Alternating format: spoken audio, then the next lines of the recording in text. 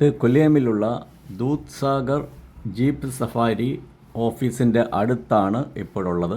ഇതാണ് jeep സഫാരിയുടെ booking office. ഇവിടെ Q നിന്ന് വേണം നമ്മൾ ടിക്കറ്റുകൾ ജീപ്പ് ബുക്ക് ചെയ്യാനായിട്ട്.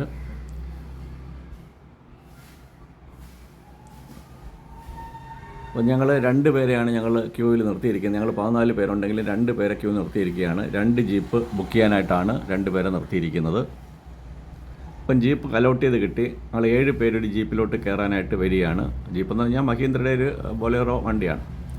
അതിനകത്ത് 7 പേർ കയറാം. 7 പേരിൽ കൂടുതലവർ കയറ്റത്തില്ല. 7 പേരെ മാത്രമേ കൊണ്ടുപോകത്തുള്ളൂ. അപ്പോൾ 2 വണ്ടി ഞങ്ങൾ അറേഞ്ച് ചെയ്തു. ഞങ്ങൾ വണ്ടി സ്റ്റാർട്ട് ചെയ്തിരിക്കുകയാണ് ദൂത് സാഗറിലേക്ക്. ദൂത് സാഗറിൻ്റെ മൂട്ടിൽ വരെ ഈ വണ്ടി ചെല്ലത്തില്ല.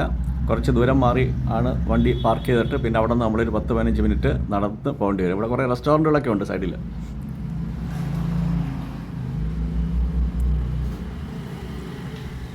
ജീപ്പ് സഫാരി ഒക്ടോബർ 15 സ്റ്റാർട്ട് ആവുന്നുണ്ട്. കാരണം മനസ്സിലായില്ല, ഈ പുഴയൊക്കെ ക്രോസ് ചെയ്ത് വേണം നമുക്ക് പോകാനായിട്ട്. അപ്പോൾ ഈ വെള്ളം ഉള്ള സമയത്ത് ഈ പുഴ നമുക്ക് ജീപ്പിൽ ക്രോസ് ചെയ്യാൻ പറ്റില്ല. അതുകൊണ്ടാണ് ജീപ്പ് സഫാരി ജൂൺ 15 തൊട്ട് ഒക്ടോബർ 15 വരെ ക്ലോസ് ചെയ്തിരിക്കുന്നത്. ഇപ്പം നവംബറിലാണ്, നവംബർ 22-ാം തീയതിയാണത്. ഇപ്പോൾ വെള്ളമൊക്കെ കുറഞ്ഞിട്ടുണ്ട്. അങ്ങനെ കുറച്ച് ഇതൊക്കെ ദൂത് സാഗർ പുഴയാണ്. ദൂത് സാഗറിലെ വെള്ളച്ചാട്ടത്തിൽ നിന്ന് വരുന്ന വെള്ളം ഒരു പുഴയായി മാറിയിരിക്കുന്നതാണ്. ദൂത് സാഗർ പുഴ കടന്നിട്ട് വേണം നമുക്ക് പോകാനായിട്ട്. ഈ സൈഡിൽ കൂടെ പുഴ ഒഴുകുന്ന നമുക്ക് കാണാനായിട്ട് പറ്റും. ഇതിപ്പോൾ ഈ നമ്മൾ എത്തിച്ചേരുന്നത് പിന്നെ ജീപ്പ് സഫാരിയുടെ എൻട്രൻസ് പോയിൻ്റ് എന്ന് പറയുന്നത് ഇവിടെ ഫോറസ്റ്റിൻ്റെ ഒരു എൻട്രി പോസ്റ്റ് ഉണ്ട്. ആ എൻട്രി പോസ്റ്റിൽ കടന്നിട്ട് വേണം പോകാനായിട്ട്. അവിടെ ചെന്ന് നമ്മൾ രജിസ്റ്റർ ചെയ്യണം, നമ്മൾ ആധാറൊക്കെ കാണിച്ച്. പിന്നെ നമ്മൾ അവിടുത്തെ ഫീസും അടയ്ക്കണം. 2 ഇടത്തായിട്ടാണ് ഫീസ് അടയ്ക്കേണ്ടത്. 600 രൂപ മറ്റേ സ്ഥലത്ത് അടച്ച് ഇവിടെ 249 രൂപ അടയ്ക്കണം.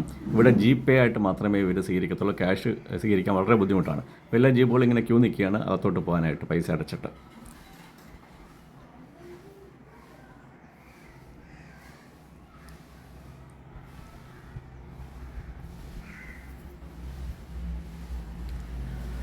വീണ്ടും ഞങ്ങൾ ഉള്ളിലോട്ട് പോവുകയാണ്. ഇത് വനം തന്നെയാണ്. അത് വീണ്ടും ഒരു റിവർ ക്രോസ് ചെയ്യാണ്. അപ്പോൾ 2-3 റിവർ ക്രോസ് ചെയ്തിട്ട് വേണം, ഒരേ റിവർ തന്നെ ആയിരിക്കും, കറങ്ങി വരുന്നതായിരിക്കും. റിവർ ക്രോസ് ചെയ്തിട്ട് വേണം നമുക്ക് എത്തിച്ചേരാനായിട്ട്. അതുകൊണ്ട് നല്ല മഴയുള്ള സമയത്ത് ജീപ്പിൽ വരാനായിട്ട് പറ്റില്ല. അപ്പോൾ അതിൻ്റെ പൂർണ്ണ സൗന്ദര്യം ആസ്വദിക്കാനായിട്ടൊന്നും നമുക്ക് പറ്റില്ല വെള്ളച്ചാട്ടത്തിൻ്റെ. അപ്പോൾ വീണ്ടും ഒരു പുഴ ക്രോസ് ചെയ്യാണ്. ഒരു വണ്ടി ഓപ്പോസിറ്റ് വരുന്നുണ്ട്, നിർത്തിയിരിക്കുകയാണ്. ഇവിടെ ചെറിയൊരു ഇതുണ്ട്, ഒരു 6 കണക്കുണ്ട്. അവിടെ അതും കൂടെ ക്രോസ് ചെയ്തിട്ട് പോകണം. അപ്പോൾ മഴക്കാലത്ത് ഇവിടെയൊക്കെ നിറഞ്ഞൊഴുകുന്ന സ്ഥലങ്ങളായിരിക്കും.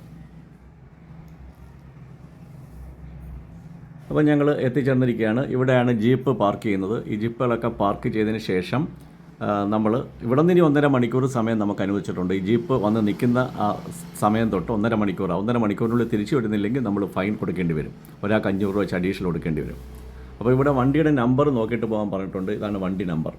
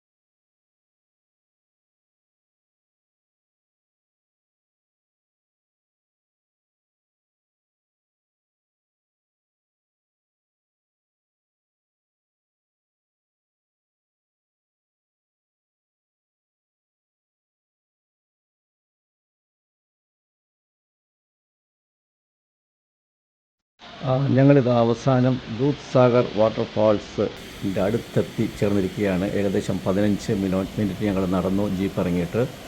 ഇതാണ് ഞങ്ങൾ കാത്തിരുന്ന ദൂദ് സാഗർ വാട്ടർഫാൾസ്. എത്രയോ വർഷമായി വിചാരിക്കുന്നതാണ് ഇവിടേക്ക് ഒന്ന് വരണം, കാണണമെന്നൊക്കെ ഉള്ളത്. പല സിനിമകളിലും പലരുടെ വീഡിയോയിലും ഒക്കെ കണ്ടിട്ടുള്ള ഈ വെള്ളച്ചാട്ടം നേരിട്ട് സ്വന്തം കണ്ണുകളാൽ കാണുകയും സ്വന്തം ക്യാമറയിൽ പകർത്തുകയും ചെയ്യുകയാണ് ഇപ്പോൾ. ഇതൊരു അസുലഭ നിമിഷം തന്നെയാണ്.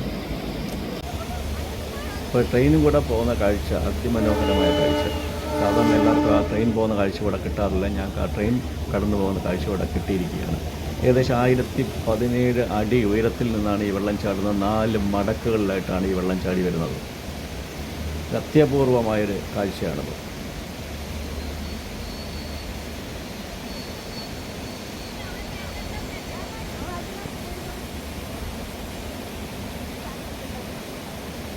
ഇവിടെ നിന്നാണ് പൂർണ്ണമായ കാഴ്ച കിട്ടുന്നത് വെള്ളച്ചാട്ടത്തിൻ്റെ. കാഴ്ച കണ്ട് ഇനി കുളിക്കാനായിട്ട് പോവുകയാണ്. കുറച്ചും കൂടെ മുന്നോട്ട് ഇച്ചിരി കയറ്റം കയറണം കുളിക്കാനായിട്ട് പോകാനായിട്ട്. ഇവിടെ ഒരു പൂള് കണക്ക് ആയിട്ടുണ്ട്. ഈ വെള്ളം ചാടി വന്നൊരു പൂള് കണക്ക് കിടക്കുകയാണ്. ഇവിടെ നിന്നാണ് വെള്ളം ഒഴുകി പോകുന്നത്. അപ്പോൾ ഈ പൂളിൽ നമുക്ക് ഒരു നാച്ചുറൽ പൂളാണ്. ഈ പൂളിൽ നമുക്ക് കുളിക്കാനായിട്ട് കഴിയും. ലൈഫ് ജാക്കറ്റ് ധരിക്കണമെന്ന് മാത്രം. അപ്പോൾ ഞങ്ങളുടെ ദൂദ് സാഗർ ട്രിപ്പിൻ്റെ അവസാനത്തെ ലാപ്പാണിത്. ഒരു 3/4 മണിക്കൂർ കുളിക്കാനായിട്ട് സമയം നമുക്കിവിടെ കിട്ടും. എന്നിട്ട് തിരിച്ച് 15 മിനിറ്റ് നടക്കണം. എല്ലാം കൂടെ 1.5 മണിക്കൂർ സമയമാണ് അനുവദിച്ചിട്ടുള്ളത്. അപ്പോൾ 3/4 മണിക്കൂർ നീന്തി കുടിക്കാനായിട്ടുള്ള സമയം നമുക്കിവിടെ കിട്ടും.